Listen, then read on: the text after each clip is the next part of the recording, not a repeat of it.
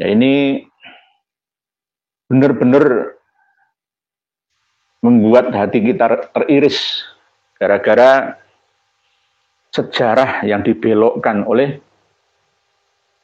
orang-orang yang tidak bertanggung jawab dari kalangan habaib. Nanti kalau saya dibilang fitnah, saya tampilkan video tersebut. Videonya siapa ini? Apa maksudnya? Saya sekarang bertanya, apa maksudnya? Makam-makam itu semua diba'alawikan dan Wali Songo diba'alawikan. Apa maksud Anda? Apa maksud kalian? Jawab coba. Pengumuman, wahai seluruh habaib Ba'alawi yang tergabung dalam Robito Alawiyah di Indonesia dan bahkan seluruh dunia. Apa maksud kalian merubah sejarah makam-makam yang ada? Semua diba'alawikan. Apa maksudnya? Coba, apa maksud kalian? Sejarah semua mau dirubah, serakah, penuh dengan keangkuhan. Apa maksud kalian? Jawab, maksud kalian itu apa? Ingin menguasai negeri Nusantara kita yang gemah ripah Jinawi ini, menundukkan kita masyarakat pribumi sebagai budak kalian atau bagaimana? Jawab. Jawab pertanyaan saya ini. Maksud Anda apa? Maksud kalian apa? Tamu kok ngatur tuan rumah. Itu namanya bukan akhlakul karimah. Gak ada. Akhlak agama Islam seperti itu tuh gak ada. Agama apa yang kalian anut itu? Tuhan aja tidak panjenengan takuti, kalian takuti. Nabi yang sudah jelas-jelas bersabda man kadzaba alayya muta'ammidan falyatabawa maka adahu minan nar. Begitu juga hadis yang menerangkan tentang mengakui sesuatu yang bukan haknya. Itu ancamannya neraka. Itu enggak kalian takuti kok. Cerita-cerita khurafat, pembodohan, pembohongan, penipuan. Itu dosa, gitu loh. Dosa jariah. Mengubah sejarah juga dosa jariah. Kenapa kalian lakukan? Jawab.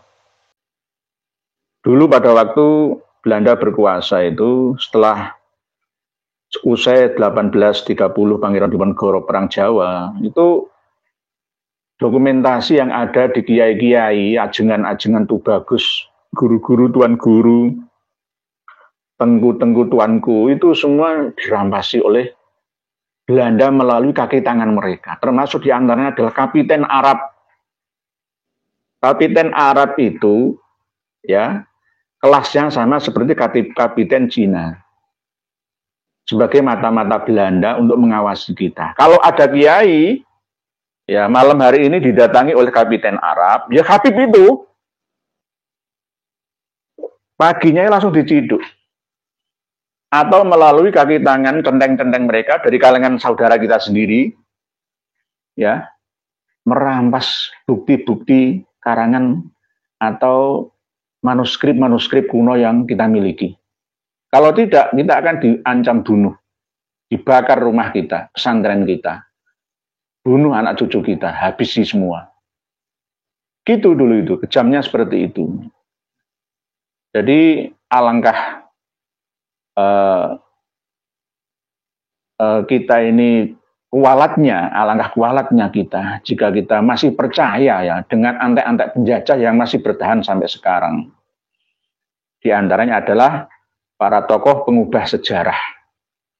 NU dirubah sejarahnya, Jatman dirubah sejarahnya. Apalagi Wali Songo dirubah sejarahnya. Dirubah silsilahnya. Ya. Lalu nanti semuanya kalau kita tidak bergerak seperti ini, semuanya akan berubah. Bak neraka lah Nusantara ini. Nanti sambil menunggu beliau, kami akan menyampaikan kajian tentang pengakuan dari seorang Habib yang berceramah. Ceramahnya jelas-jelas bikin yang ngerti pelajaran aswaja ke-NU-an itu marah. Karena apa?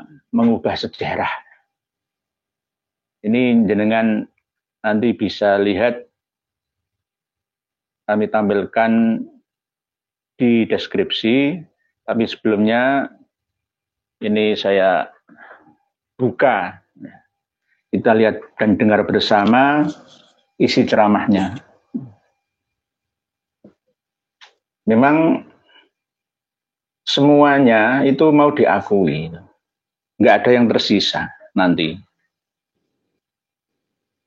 Lawong Robito Alawiyah itu berdirinya bulan Desember 1928 setelah berdirinya berkumpulnya pemuda-pemudi Indonesia untuk mengangkat sumpah dalam Sumpah Pemuda. Malah ini membuat sejarah sendiri, katanya yang berjasa ya mendirikan, menggagas berdirinya NU adalah dari kalangan mereka. Digagaskan oleh Habib Muhammad bin Ahmad al-Mukhtar. Cuma karena memang Habib Muhammad ini keturunan orang Arab, waktu itu aturan daripada orang-orang Belanda dan Indonesia, seorang luar asing tidak boleh membuat satu firqa, tidak boleh membuat satu perkumpulan. Maka pada kemarin sama daripada Habib Muhammad bin Ahmad al-Mukhtar ini bermusyawarah bagaimana siapa yang kita tunjuk untuk menjadi ketua daripada Nahdlatul Ulama. Akhirnya tercetuslah Kiai Haji Hasyim Asy'ari. Saya ulangi lagi ya, biar daripada Nahdlatul Ulama.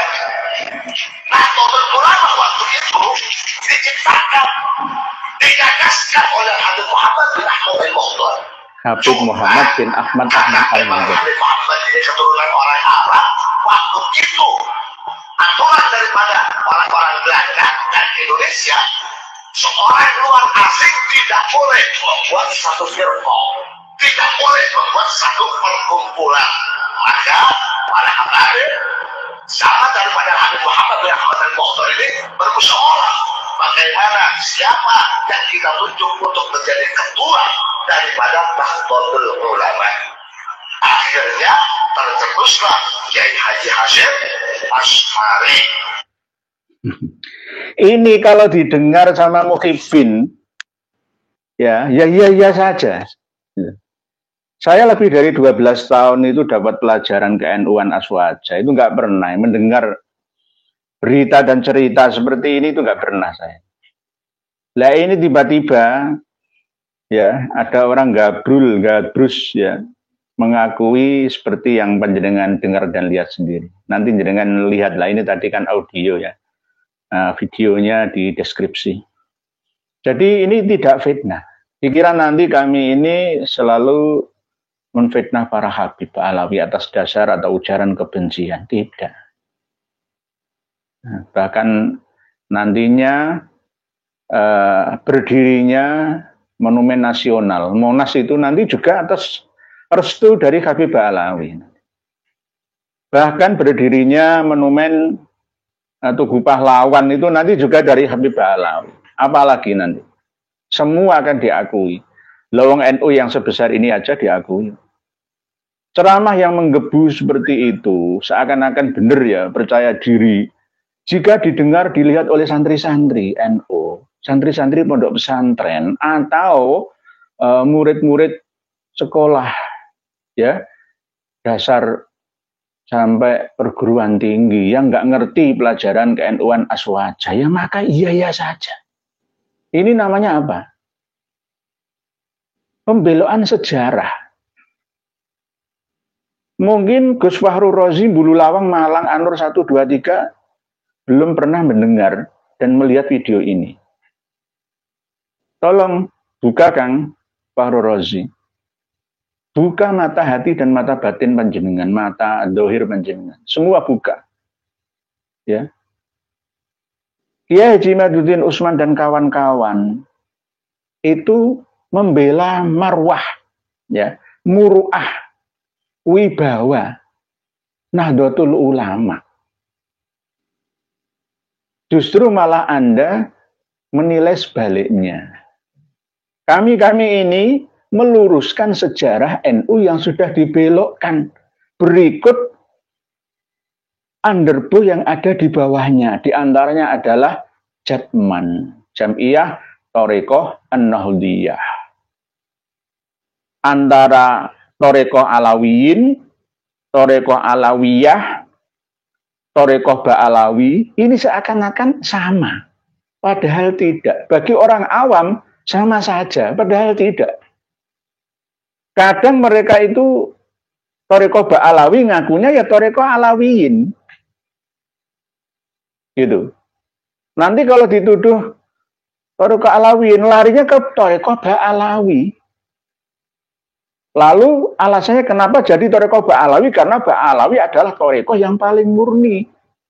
Duriyah Nabi yang paling murni menjaga nasabnya sejak awal sampai sekarang ini. Dan bahkan semuanya itu serba ya. Seakan-akan dunia ini milik mereka sendiri. Sampai-sampai makam Nabi yang paling sahih itu cuma ada 2, yakni makam Rasulullah SAW di Madinah, yang kedua makam Nabi Hud di Yaman, di Hadramaut itu. Ya ini kan namanya apa ya? Kok nggak malu ya? Nggak malu nanti diketahui banyak orang, lalu dikritisi ya, disalahkan. Ya, semuanya mau diakui. Jadi Thariqah Ba'alawi itu beda dengan Thariqah Alawiyin. Bahkan beda juga dengan Thariqah Alawiyah. Tapi nanti kalau dituduh, kamu tuh Thariqahnya apa? Ya Alawiyin, sama. Padahal bukan, sama dengan Robitoh Alawiyah itu loh. Robitoh Alawiyah itu bukan ikatan para keturunan Ali bin Abi Thalib, bukan. Tetapi ikatan perkumpulan organisasi yang menaungi keturunan Alwi bin Ubaidillah bin Ahmad Al-Abbah bin Isa Ar-Rumi. Nanti kalau ada apa-apa di Ba'alawi ya larinya ke Alawiyin sama. Nanti insya Allah akan kita bahas secara detail apa Thariqah Ba'alawi itu, apa Thariqah Alawiyin itu, apa Thariqah Alawiyah itu. Kemarin sudah secara sekilas ya kita bahas itu, tetapi nanti insya Allah akan kita ulas agar lebih jelas dan lugas. Nah, ini kan namanya klaim-klaim sepihak. Nantinya semua mau diakui, termasuk diantaranya adalah organisasi massa ormas Islam terbesar di Indonesia, yakni Nahdlatul Ulama. Padahal Nahdlatul Ulama itu pertama kali ya dirintis ya oleh para ulama-ulama sepuh kita asli tanpa Ba'alawi. Ya, pertama kali ya embrionya dari Kiai Haji Abdul Wahab Hasbullah. Terus sebelum Nahdlatul Ulama berdiri 1916 itu sudah ada Nahdlatul Wathon, kebangkitan tanah air atau rakyat tanah air. Masyarakat di tanah air. Terus kemudian itu dirintis untuk berdirinya kembali pada tahun 1918 ya. Nahdlatul Tujar, yakni kebangkitan para pengusaha, pedagang. Di antaranya nanti yang menjadi ketua PBNU pertama yakni Kiai Haji Hasan Gipo atau Kiai Haji Hasan Basri Sakifuddin, yang sekarang tadi ya diziarahi oleh Kiai Haji Raden Syarif Rahmat. Karena beliau adalah seorang pengusaha, dzurriyyah dari Mbah Sunan Ali Rahmatullah Ngambil Dento, Surabaya. Setelah itu dari Nahdlatul Wathon menjadi Nahdlatul Tujar, lalu tahun 1914 sebelumnya juga ada perkumpulan pemuda-pemuda ya, yang bernama Tempat Diskusi, yakni Tasfirul Afkar, yang menjadi kawah condro di muka pemikiran, yakni Nahdlatul Fikri. Jadi dari Nahdlatul Wathon, ada sebelumnya Nahdlatul Fikri, Nahdlatul Tasfirul Afkar itu lalu menjadi Nahdlatul Fikri. Saat itu didiskusikan terus oleh para kiai. Jadi berubah-ubah, namun atas usul dari Kiai Haji Mas Alwi Abdul Aziz, akhirnya menjadi nama Nahdlatul Ulama. Jadi Kiai Haji Mas Alwi Abdul Aziz. Kalau Kiai Haji kok Mas itu berarti keturunan dari Mbah Sulaiman Mojoagung, Ali Akbar, lalu Ali Asghar, sampai sekarang di Ndresmo itu, ya, Ndresmo Surabaya, ya, itu kiai-kiainya mesti Mas, bukan Mas panggilan. Kalau Jawa Tengah kan Mas sama dengan kakak atau Kang Mas. Nah, di situ Mas artinya yang sesuatu yang sangat berharga seperti emas. Kiai Haji Mas Mansur, Kiai Haji Mas Ubaidillah, Kiai Haji Mas Yusuf Muhajir, ya Mas sampai sekarang. Lah seandainya sekarang di Ndresmo Surabaya malah menggunakan Habib Ahmad Khon sama Habib Basaiban, itu salah kaprah, ya, salah kaprah anak-anak, adik-adik itu sekalian. Pengumuman untuk warga Ndresmo keturunan Sayyid Ali Akbar, Ali Asghar, ya, mungkin Basaiban, ya, tapi bukan Basaiban. Sudah saya luruskan, punjernya leluhur jenengan itu Pangeran Kanigoro. Kanigoro itu Pasuruan sana loh. Ya, Pangeran Kanigoro dipanggil oleh Raja ing Mentaram untuk diskusi, ya, mau dikasih penghargaan lah. Perjalanan, ya, tidak, dan belum sampai ke Solo, ya, wafat duluan di tengah jalan, yakni di daerah Mancilan, ya, Mojoagung, ya, Jombang, yang kemarin sudah saya luruskan itu. Jadi tidak benar. Di nama yang paling kuat argumentasi kenapa dikasih nama Nahdlatul Ulama itu yang ngasih ya Kiai Haji Mas Alwi Abdul Aziz. Jadi tidak benar apa yang dikatakan oleh Habib, ya, ceramah itu tadi, dalam ceramah itu tadi nggak benar sama sekali, nggak ada unsur kebenaran sejarah. Tidak boleh disampaikan diulang-ulang lagi di tempat yang lain ke orang lain, nanti tambah menyesatkan, ya. Jadi kalau kita hitung keseluruhan para pendiri NU pertama kali itu, ya, Kiai Haji Hasyim Asy'ari Tebuireng Jombang, Kiai Haji Abdullah Hasbullah Tambak Beras Jombang, Kiai Haji Bisri Samsuri Jombang, Kiai Haji Asnawi Mbah Raden Asnawi Kudus, terus Kiai Haji Nawawi Pasuruan, terus Kiai Haji Ridwan Semarang, Kiai Haji Nahrawi Malang, Haji Ndoro Muntoho menantu Kiai Haji Khalil Bangkalan Maduro. Nggak ada kabibnya, nggak ada asegafnya, itu nggak ada. Nggak ada Ahmad bin Muhammad Asegaf, nggak. Al-Muhdor tadi, ya, nggak ada. Kiai Haji Abdul Hamid Fakih Sedayu Gresik, Kiai Haji Abdul Halim Lewi Munding Cirebon Jawa Barat, Kiai Haji Mas Alwi, ya, Mas ini berarti ya keturunan Ndresmo sama Jawa Timur, ya, Surabaya. Kiai Haji Abdullah Ubed dari Surabaya juga. Syekh Ahmad Ghonaim Al-Misri, loh, bukan Al-Yamani, ini yang dari luar negeri. Bukan dari Al-Yamani atau Al-Hadrami, At-Tamimi atau Al-Uraidi, nggak ada. Justru yang dari ulama sepuh luar negeri itu justru dari Kiai atau Syekh Ahmad Ghonaim Al-Misri. Bukan Habib Ahmad bin Muhammad Al-Muhdor, bukan. Atau Habib Ali Kuitang, bukan. Atau justru bahkan pengarang kitab Manhajul Istiqomah, ya. Ini pengarang kitab Manhajul Istiqomah, ya. Habib Usman bin Yahya. Ya, ini nggak ada, sama sekali nggak ada. Sejarah menyebutkan itu.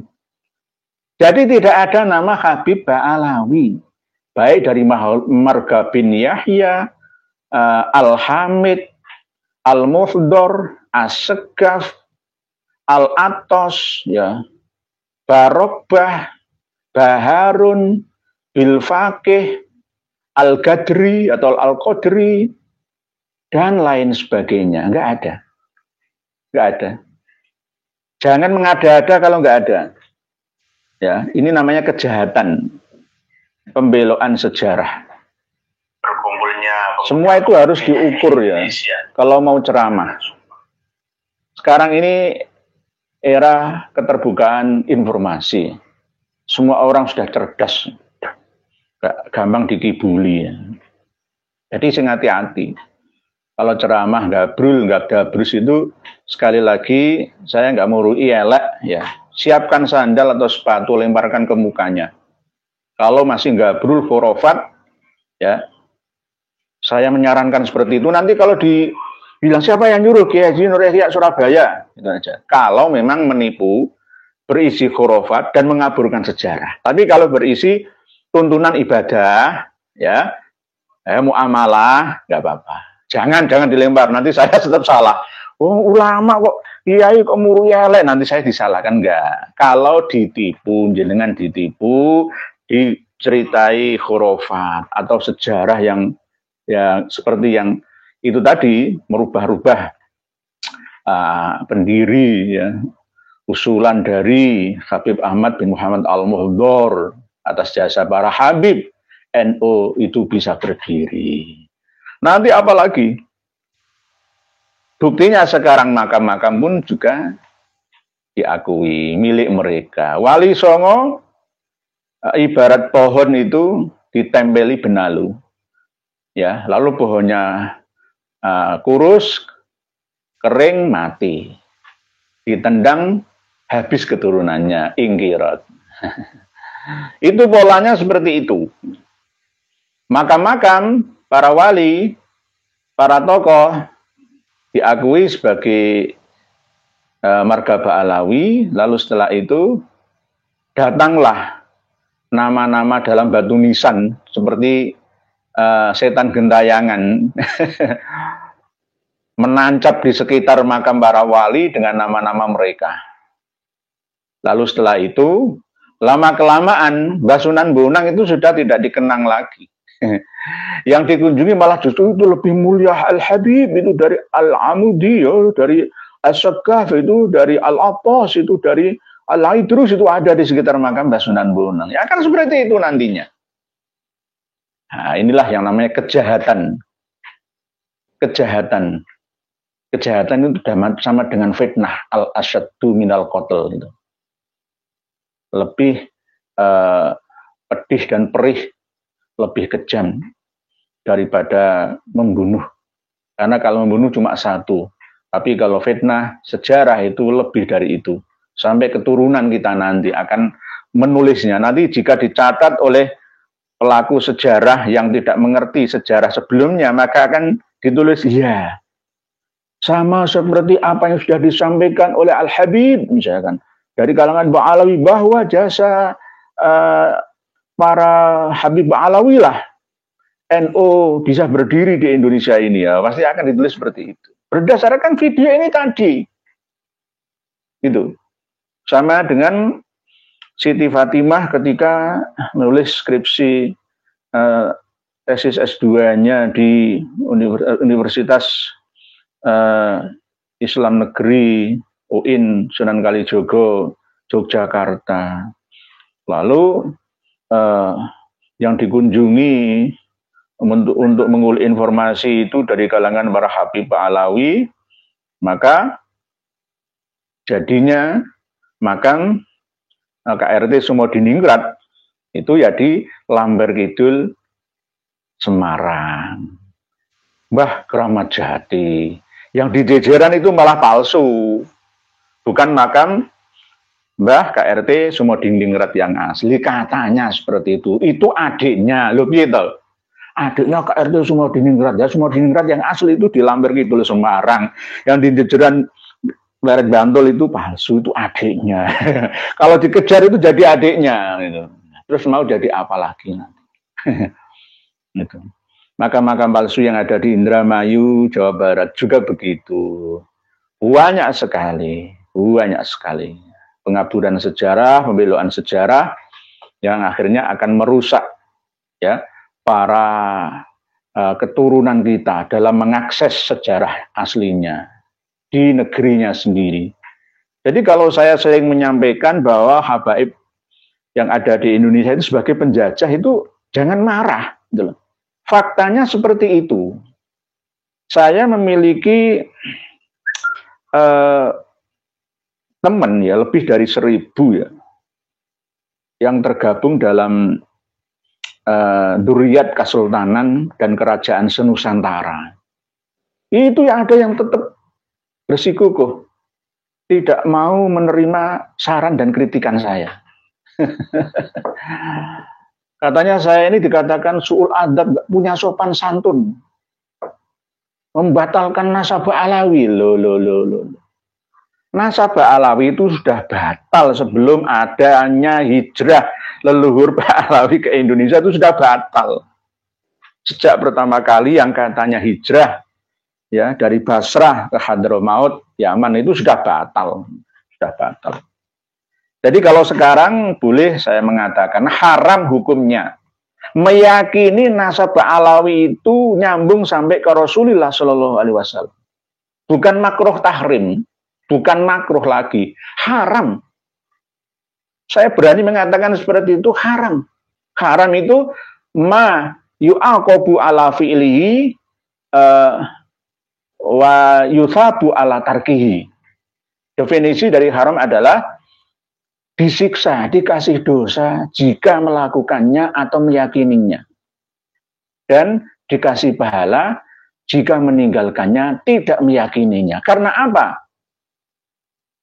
Kalau kita meyakini bahwa Habaib Alawi itu dzurriyyah biologis Kanjeng Nabi kita Muhammad Shallallahu Alaihi Wasallam, maka sama dengan kita menfitnah kesucian Ahlul Bait Nabi Shallallahu Alaihi Wasallam yang dilindungi oleh Allah di dalam kitab suci, diteruskan kembali oleh sabda Nabi. Kita akan melawan kitab suci dan melawan hadis Nabi. Di abad 21 Masehi, di abad 15 Hijriah ini sudah tampak di depan mata kita. Ya, saya memiliki simpanan dokumentasi video-video mereka itu. Dan video itu tidak hanya diucapkan oleh satu orang Habib saja. Mulai Habib yang muda sampai yang tua, Habib bocil sampai yang sudah sepuh. Dan semuanya hampir sama, 99%, hanya 1% saja yang lurus. Yang 1% ini kadang-kadang sebagian masih dipilah lagi, itu ada yang subhat. Subhat. Yang kemarin membela kita itu ya Habib Abu Bakar itu misalkan, itu bagus, itu masuk daripada 1%-nya. 99% itu sama. Sama saja. Intinya karena mereka menempuh jalur Thariqah Ba'alawi. Lah Thariqah Ba'alawi itu memiliki kitab sendiri, Manhajus Sawi. Tidak hanya Manhajus Sawi ya, Syarhul Ainiyah, Al-Mashra'ur Rawi, dan kitab-kitab sejarah serta kitab nasab versi Ba'alawi. Dulunya kitab-kitab ini tidak bisa masuk ke Indonesia dan bahkan tidak boleh diterjemah ke dalam bahasa Indonesia atau bahasa Malaysia atau bahasa Filipina atau bahasa Inggris atau bahasa Jawa, nggak boleh oleh mereka. Karena apa? Khawatir ketahuan kita, itulah. Ketahuan kita. Jadi nanti itu lama-lama ya, bisa jadi para Habib Ba'alawi itu mengaku sebagai Tuhan. Iya. Ana rabbukumul a'la. Bukan Tuhan yang seperti Tuhan pencipta alam semesta raya ini, enggak, tapi Tuhan yang lainnya. Ketika ada pertanyaan malaikat Mungkar Nakir itu, ada seorang yang menjawab dengan jawaban, siapa Tuhanmu? Habib Abdullah Al-Haddad. Siapa nabimu? Habib Abdullah Al-Haddad. Siapa nabimu? Habib Abdullah Al-Haddad. Lalu Allah mengutus malaikat untuk membebaskan orang itu tadi karena dianggap sebagai sebuah kebenaran. Kelihatannya pertama kali disampaikan ya biasa-biasa saja, tetapi ketika informasi ini dipindah disampaikan oleh lain orang di tempat yang lain, maka akan dianggap sebagai sebuah kebenaran. Inilah yang namanya propaganda. Propaganda. informasi salah tapi dipropaganda terus, maka akan dianggap sebagai sebuah kebenaran. Yang menyimak live malam hari ini ya banyak yang di antara para habaib alawi, banyak sekali. Ya panjenengan semua bisa menilainya sendiri. Apa maksud dan tujuan saya ini? Apakah untuk saya pribadi? Tidak. Untuk apa? Untuk apa? Untuk apa? Bahkan sekelas ya Gus Fahru Rozi aja seperti itu. Lah bagaimana yang di bawahnya? Sekelas ketua PBNU aja belum melek sejarah organisasi yang dipimpinnya.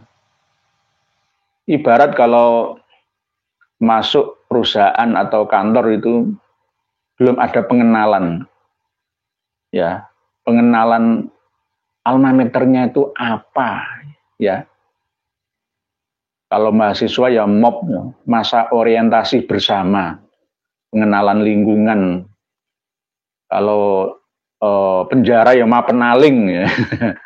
Jadi pengenalan lingkungan dulu biar nggak kaget ini. Nah, mungkin Gus Bahrur ini tiba-tiba tanpa melalui proses mapenaling ya atau MOB ya atau outbound ya, tiba-tiba langsung menduduki jabatan tinggi. Siapa yang milih itu? Saya nggak ikut milih kok. Saya nggak ikut milih. Seandainya saya ikut milih ya ketua PBNU bidang keagamaan ya Kiai Haji Imaduddin Usman atau Kiai Haji Ubaidillah Tamamunji dari Rembang. Saya akan memilih itu daripada memilih Gus Bahrur. Seandainya ada sistem pemilihan demokrasi seperti sistem negara ini. Tapi karena sistem perwakilan, maka jadinya ya kadang salah pilih. Kadang salah pilih. Para pemirsa dan pendengar sekalian rahimakumullah, di antara yang menyerang kami dari kalangan Habib Alawi adalah, coba kamu lihat di Semarang itu ada pabrik ekstasi digerebek oleh BNN, disampaikan oleh CNN, ya kan? Dalam berita nasional bahkan internasional. Siapa yang mendirikan pabrik itu? Ternyata dari TKA China. Lalu lihat matamu, kenapa yang justru disalahkan malah Arab Yaman? Kok enggak Cina-Cina itu? Nah, saya dikatakan seperti itu. Saya tetap meluruskan pemahaman yang menurut saya mereka itu kurang paham. Selama ini apakah saya itu menyampaikan informasi yang mengandung unsur rasis? Tidak, saya tetap menjaga diri. Jangan sampai rasis itu terjadi. Siapapun yang salah di negeri ini harus ditindak sesuai dengan hukum yang ada, dengan undang-undang yang berlaku. Misalkan yang backingi ya pabrik ekstasi di Semarang itu orang Yaman sekalipun dia tetap salah. Orang China sekalipun dia tetap salah. Nggak ada undang-undang yang membenarkan itu. Dari segi kesehatan akal, generasi kita sudah diracuni oleh ekstasi, narkotika. Dari sisi spiritual, kita diracuni oleh khurafat. Ya hampir sama. Kalau khurafat nggak kelihatan fisik bentuk benda yang dikonsumsi itu kan enggak. Jadi ada alat perusak penghancur generasi kita ini, yakni narkotika dan khurafat yang ada. Kita harus berhati-hati sebagai rakyat Indonesia yang tetap berada di tengah secara bijaksana. Tidak sampai menggeneralisir semua orang-orang China atau keturunan Tionghoa itu salah, ya tidak. Atau semua keturunan Arab atau Yaman itu keliru, ya tidak. Kita tetap berada di tengah sebagai generasi bangsa yang terpilih ini, ya bangsa Nusantara ini. Kita ini dianugerahi oleh Allah, dipilih oleh Allah untuk mengelola sumber daya alam yang ada di sini. Mulai dari Sabang sampai Merauke, mulai dari Miangas sampai Pulau Rote. Itu milik kita bersama. Oleh sebab itu, jika sejengkal tanah atau setetes air laut sekalipun ya diganggu oleh kepentingan asing, maka kita wajib membelanya. Bela negara. Bela negara. Bela negara tidak hanya abdi negara dari kalangan TNI Polri saja, ya tidak semuanya. Jadi tetap salah ya tetap salah. TKA Cina harus tetap diawasi juga. Kita tidak boleh ceroboh. Kelemahan kita itu pada pengawasan, dan kelemahan kita yang paling fatal yaitu suka disogok dengan uang. Itu kelemahan kita. Ini sudah dipelajari oleh mereka, baik dari agen-agen intelijen asing ya. Itu mereka mempelajari kelemahan hukum yang ada di negara kita, sekaligus mental masyarakat kita, pejabat kita. Kalau pejabat kita itu mudah disogok, pasti akan jelas mulus mereka menindas kita melalui undang-undang yang ada. Ada selipan-selipan pasal-pasal ya. Satu kalimat saja itu bernilai miliaran rupiah. Nah, inilah kelemahan kita ini. Kelemahan kita itu di situ. Mudah terlena ya, dengan rayuan harta dunia. Lupa akan kawan-kawan kita, generasi kita, manusia lainnya di sekitar kita. Itu yang sering kita lupakan. Bahkan sejak dulu ya, karena aset yang berharga yang berupa buku-buku dan manuskrip kuno dirampas oleh Belanda, kita ditinggali ampasnya, ya maka hasilnya ya seperti ini. Menganggap bahwa dokumentasi kearsipan kita itu tidak begitu penting ya, padahal sebenarnya sangat penting. Nenek moyang kita dulu itu sudah benar-benar memikirkan masa depan kita saat ini. Tapi karena kedatangan penjajah yang akhirnya tak terduga, bukti-bukti itu dihilangkan semua. Ya gak semua sih, mayoritas ya dipegang oleh mereka. Dulu pada waktu Belanda berkuasa itu, setelah usai 1830 Pangeran Diponegoro Perang Jawa, itu dokumentasi yang ada di kiai-kiai, ajengan-ajengan Tubagus, guru-guru, tuan guru, tengku-tengku tuanku, itu semua dirampasi oleh Belanda melalui kaki tangan mereka. Termasuk diantaranya adalah Kapiten Arab. Kapiten Arab itu ya kelasnya sama seperti Kapiten Cina.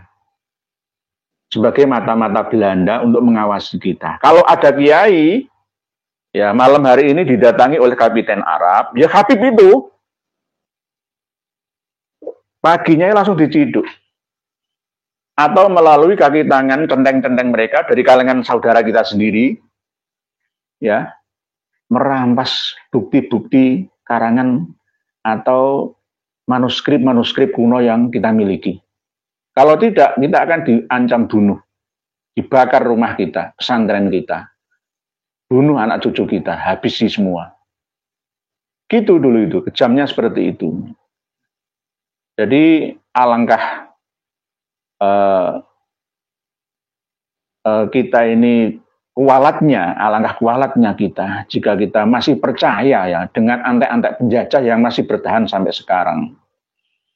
Di antaranya adalah para tokoh pengubah sejarah.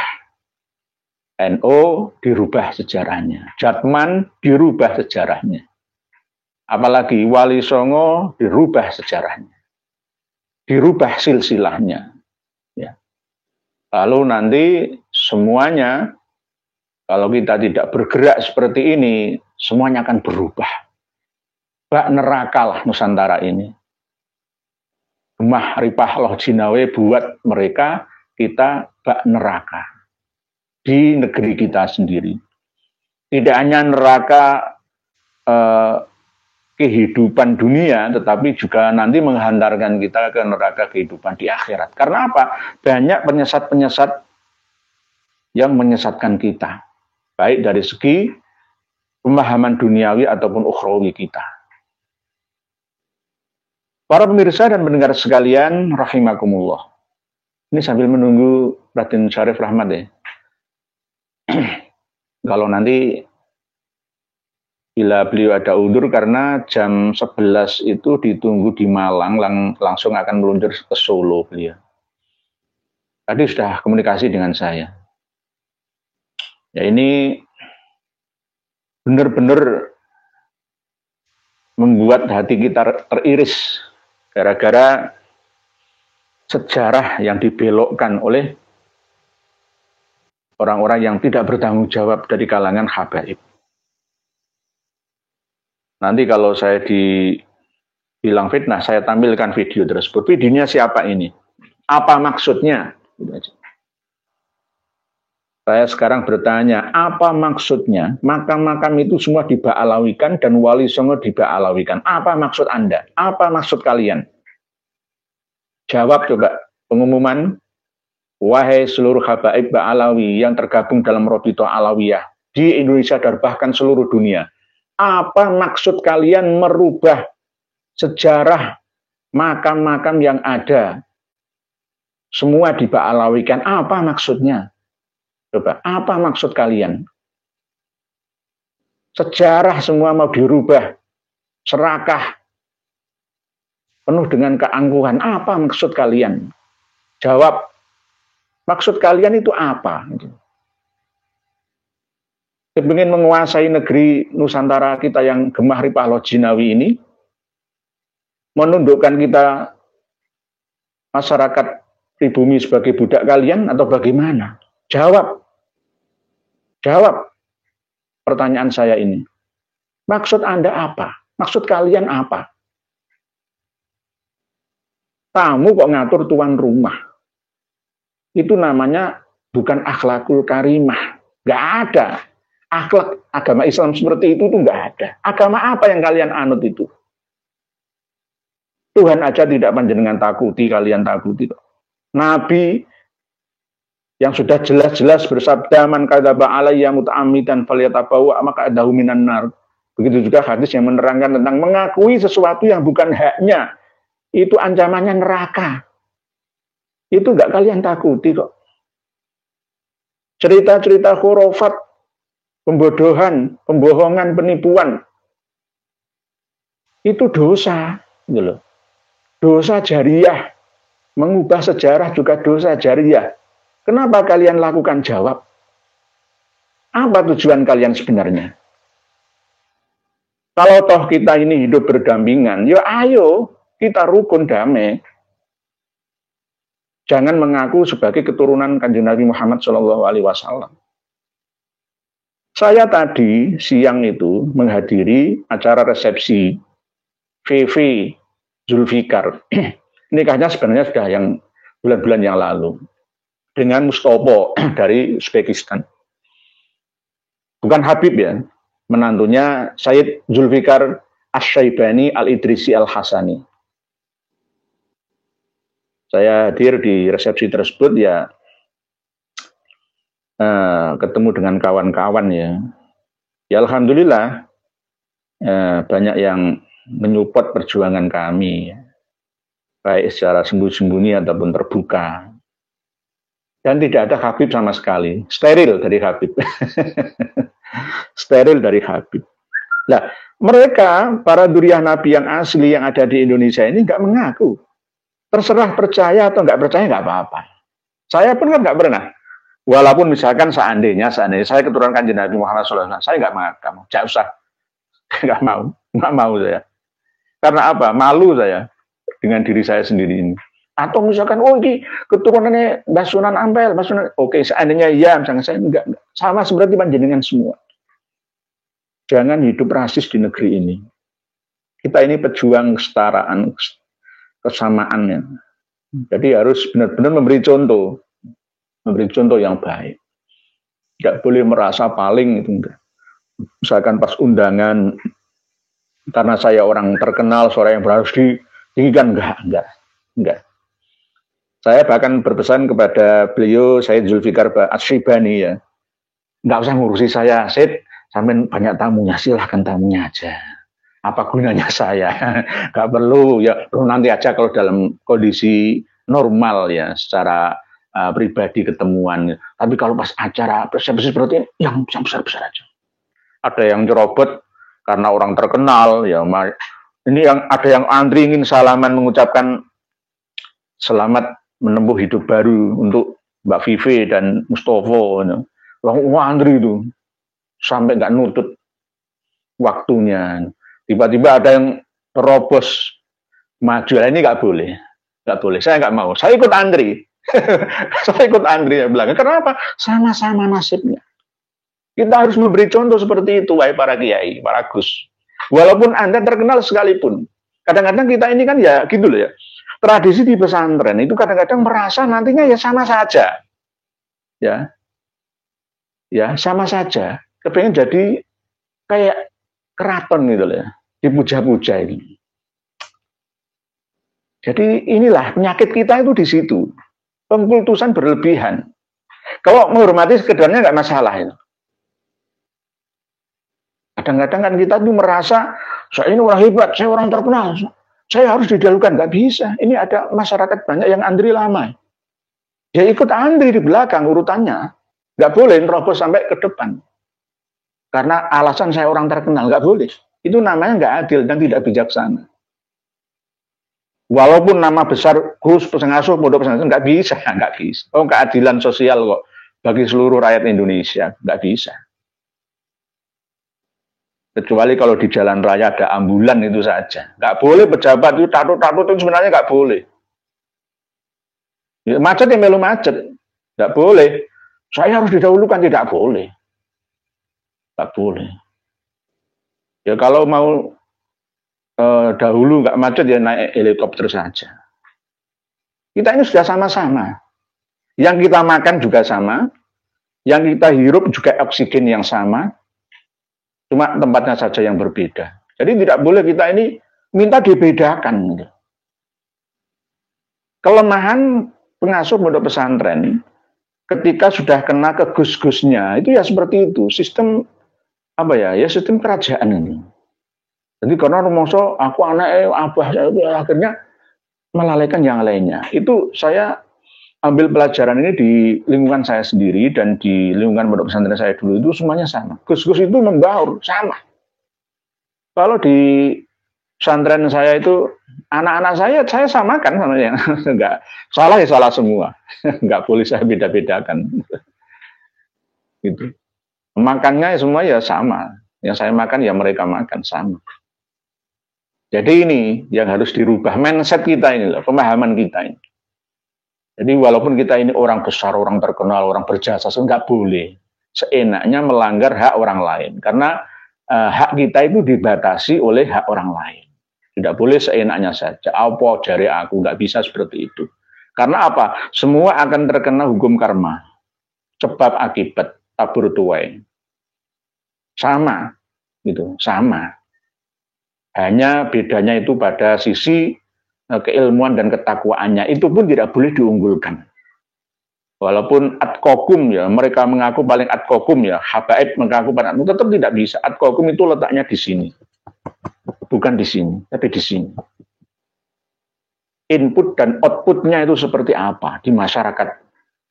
Ya, umat itu seperti apa. Karena apa? Semuanya akan terkena hukum sebab akibat itu. Tak terkecuali semua ya karena manusia semua sama ya 5 menit nggak bernafas ya mati, semua butuh untuk bertahan hidup di planet bumi kita ini tak terkecuali. Oleh sebab itu jangan menganggap remeh orang lain walaupun kita kadang merasa benar tetapi ada kebenaran lain versi orang lain. yang kita harus menghargai turut serta menghargainya, menghargai pendapatnya. Kalau misalkan para habaib Alawi itu mempunyai pendapat lain yang mengakui klan mereka sebagai dzurriyyah Nabi, itu hak mereka. Sebenarnya saya tidak campur tangan urusan keyakinan mereka. Jika mereka tidak ngumbarnya, menyampaikannya ke khalayak umum. Itu masyarakat kita, santri-santrinya, dari kalangan kita. Saya akan diam saja, seperti yang berjalan beberapa puluh tahun yang lalu kan diam saja. Ya, padahal saya sudah tahu sebelumnya. Cuma kita biarkan saja. Tapi setelah diumbar kok malah tambah nantinya bubar, ya akhirnya kita turun tangan untuk meluruskan pembengkokan, ya, perampasan, ya, sejarah yang telah mereka lakukan, dan diantaranya juga membuat umat dan masyarakat ini tambah bodoh permanen,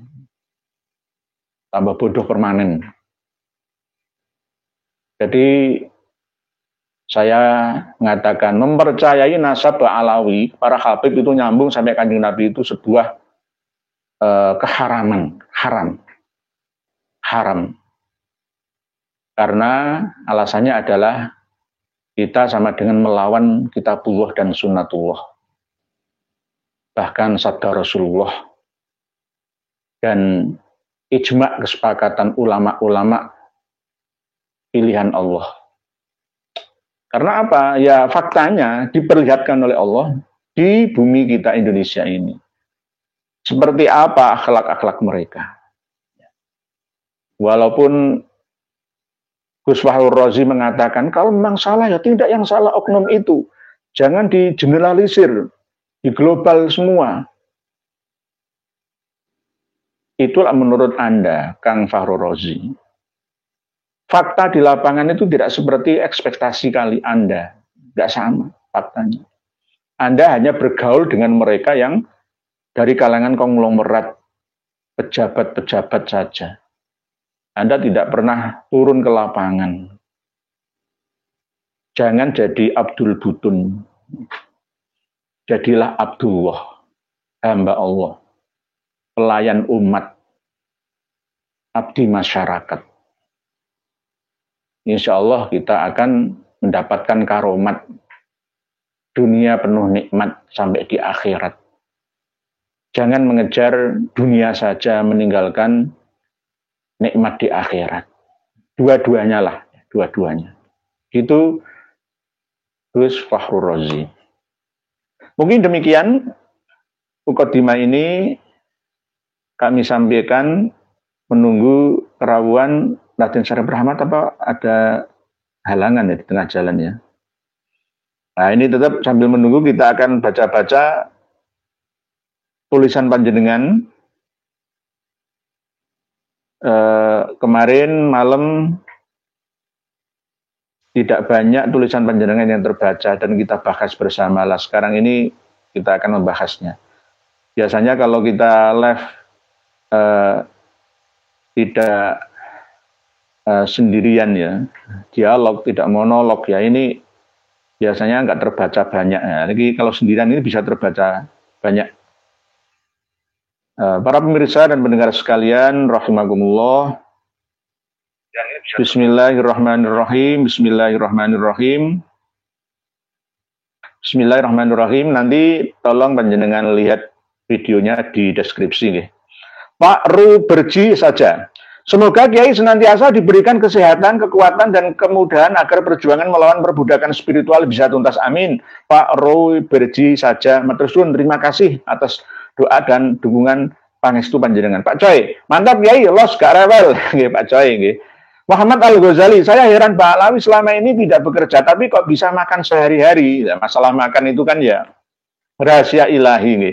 Cuma jalurnya saja, sumbernya saja, caranya mendapatkan sumber kehidupan nafkah itu dari mana? Ada yang dari halal dan ada yang dari haram. Nah, kalau haram ya akibatnya dimakan oleh anak cucunya ya akan jadi darah yang kotor. Menipu keturunannya ya menipu lagi gitu. Cucunya, cicitnya ya akan menipu lagi seperti itu. Jadi Pak Alawi itu mendapatkan rezeki ya bisa hidup mewah itu mereka malas bekerja secara lahiriah. Ya. Tapi ada, tidak semua.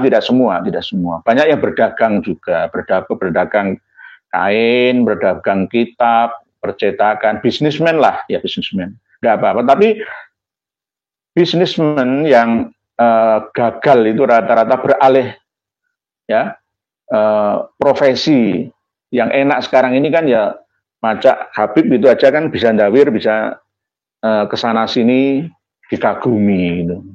Yang akhirnya minta apa saja dilayani. Mbak Ndoro lah, Mbak Majikan lah gitu, Mbak Majikan.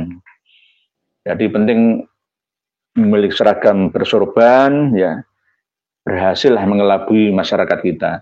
Kok bisa makan sehari-hari ya, setiap hewan itu ditanggung rezekinya. Manusia itu juga termasuk hewan an-natik, al-hayawanun natik. Wama min dabbatin illa 'alallahi rizquha. Semua ditanggung oleh Allah rezekinya.